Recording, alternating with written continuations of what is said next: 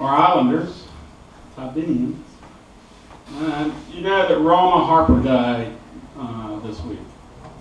And Roma was, she and I go way back, and we did many fantastic adventures together. And she helped me through some hard times, and I helped her through a couple.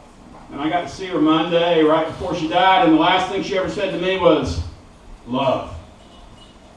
And she fell asleep. Well, I was thinking, you know, that's not a bad last thing to say. So this is for Roma, and for Steve and Jan, and for lots of us.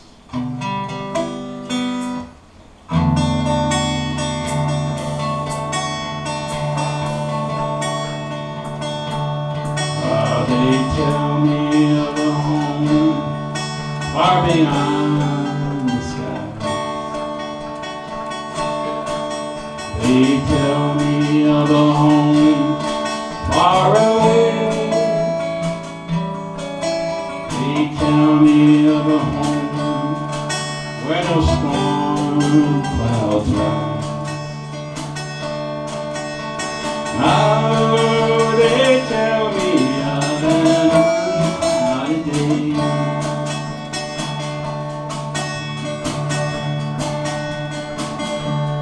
Oh, they tell me of a home where my friends have gone.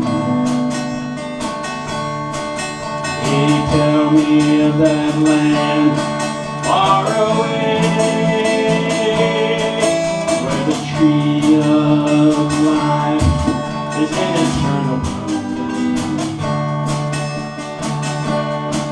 and it shares its fragrance on the unclouded day.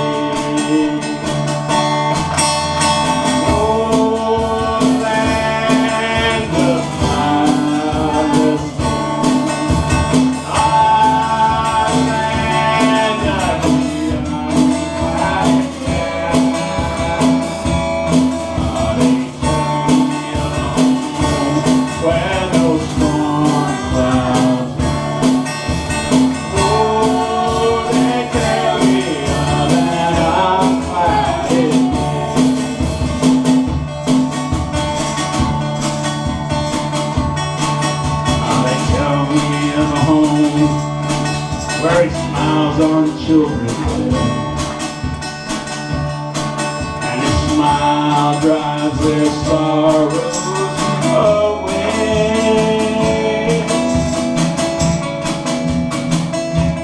And they tell me that no tears ever fall again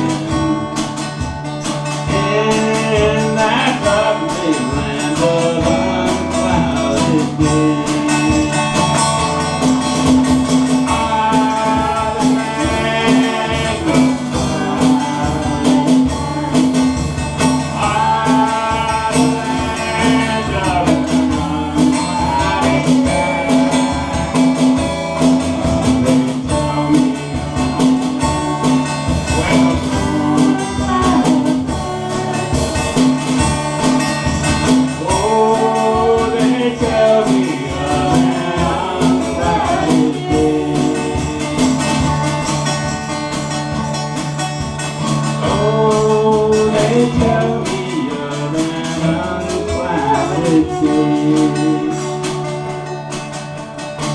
Oh, they tell me of an unclouded day.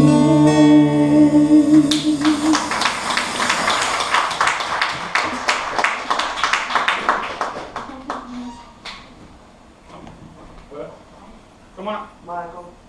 Michael coming up here. Well, we'll give you a mic then. You take your mic. Y'all know Cupcake, right? Hey y'all. Y'all know this is a very disorganized church. The best, but very disorganized. I've got a dear friend of mine, known her for years, and so she's my hero. Me and her sister, years ago, she was so struck out on drugs, alcohol, She's been clean. How many years now? 3. Is it okay if she's battling something now?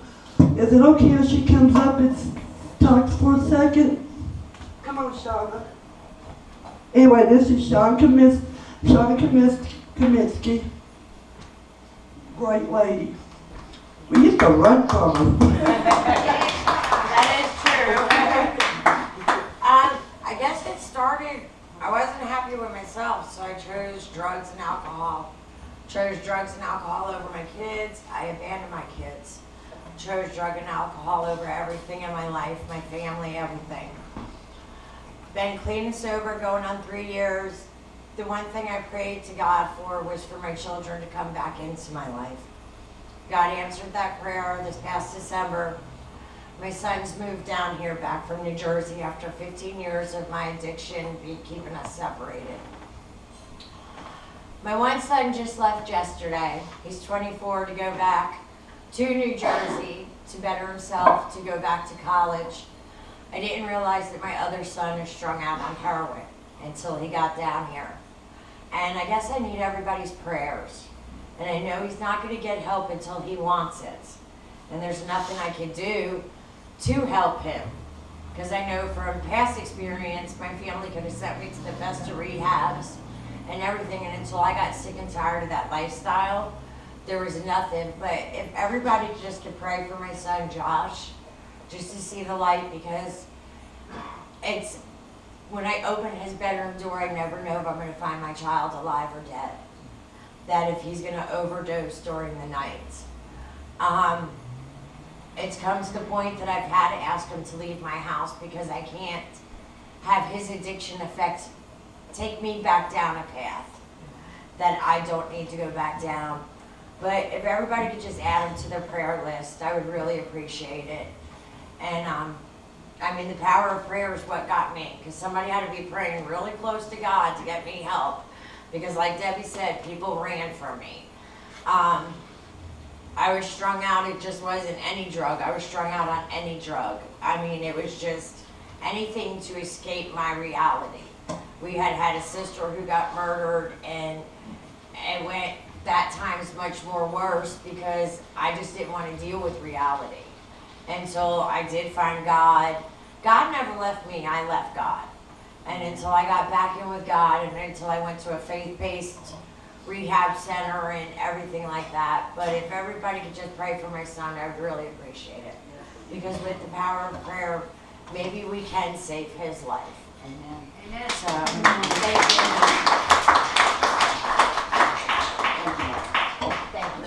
Oh, one of those on March 20th at Davy. March 20th. Yeah. So Roma's, Daniel said this afternoon. Roma didn't want a funeral, and so if you've been around, you know about the board meeting, BORED, because we're boring, and we get together. Used to get together anyway, in front of Fanny's, and there's going to be one final board meeting on Friday, February 20th.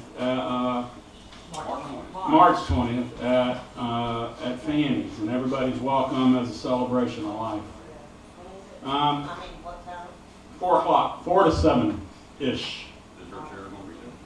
Her chair will be there, and maybe you can sit up.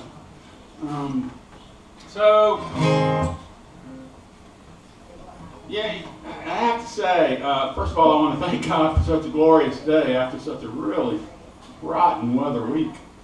And I'm always amazed at how on our Sundays, the sun comes out and it gets warmer outside, and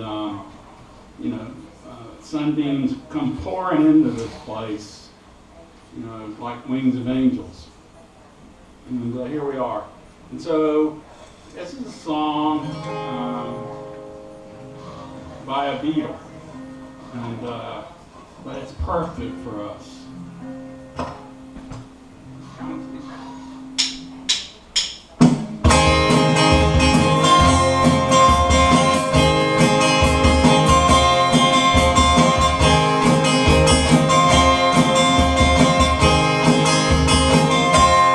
I will always hoping, hoping you will always be holding, holding my heart in your hand.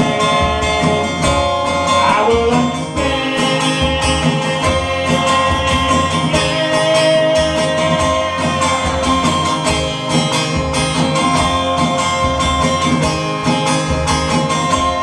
I'll understand someday, one day, you will understand, always, always from now until then.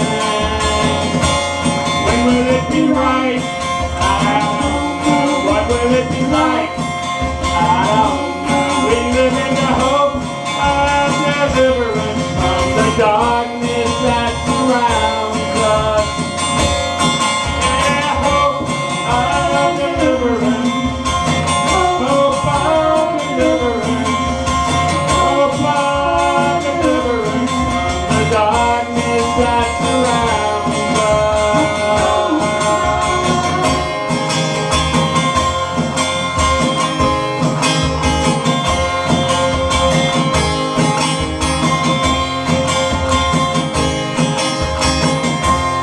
And I wouldn't mind knowing, going, if you wouldn't mind going along with my plan. When will it be right? I don't know. What will it be like? I don't know. We live in the hope of deliverance from the darkness that surrounds us.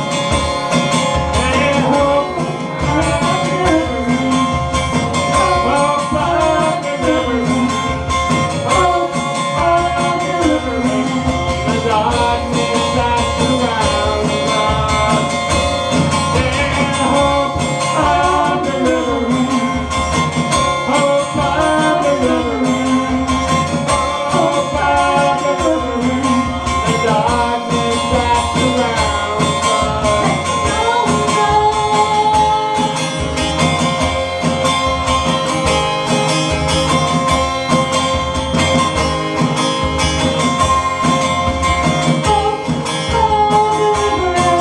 I'll understand, I'll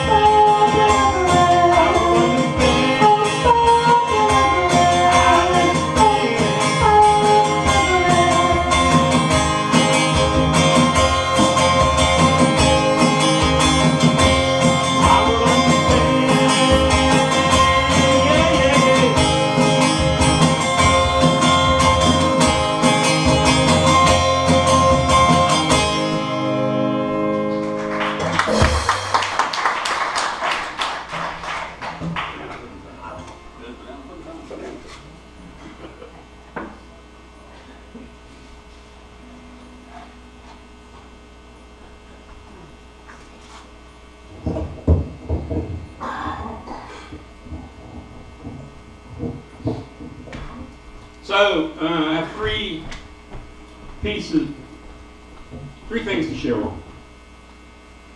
you. Where there is no vision, the people perish, says the Proverbs.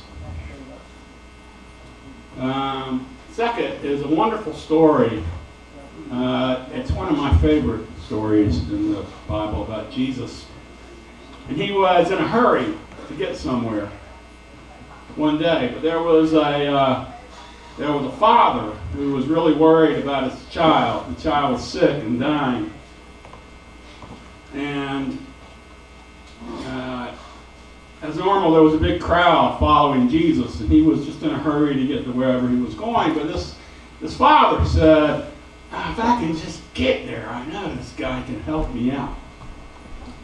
And so the father's trying to push his way through the crowd and to get to where Jesus is.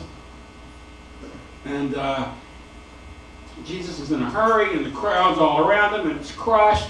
And the guy says, "If I can just reach out and touch him, maybe that'll be enough." And he somehow gets his hand through the crowd, touches Jesus. Jesus immediately stops He's in a hurry. He's surrounded by the people that are protecting him and loving him the most. And he just feels something like that. And he immediately stops. And he looks at this man who's down on his knees with his hand probably still out, or probably holding it back in like, I didn't do it, I didn't do it, I didn't do it. And Jesus said, what is it that you want? And you got to appreciate this. He's busy, he's in a hurry. He's got all these people around him, the supporters, he's got his distractors, he's got everybody around him, but he stops and says, what is it that you want? And the guy says, my child is sick. You know, it could be my husband's sick, or it could be my wife is sick, or it could be Steve got a biopsy, or it could be all kinds of things. But in this particular story, my child is sick and dying. And Jesus said, well, what do you want me to do? And the man says, heal my child.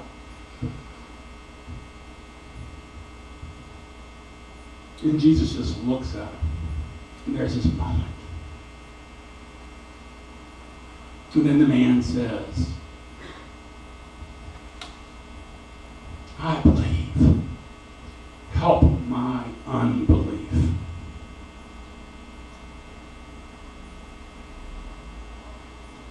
And Jesus said, okay, that's enough for me. And the child was healed. I believe, help my unbelief. That's most of us, right? We do our best every day. We get up wanting to believe, then we go through the day, we screw up. We don't always get it right. I believe, help my unbelief. I mean, that's the way we live. And we're not saints. We do the best we can to believe. The miraculous part of that story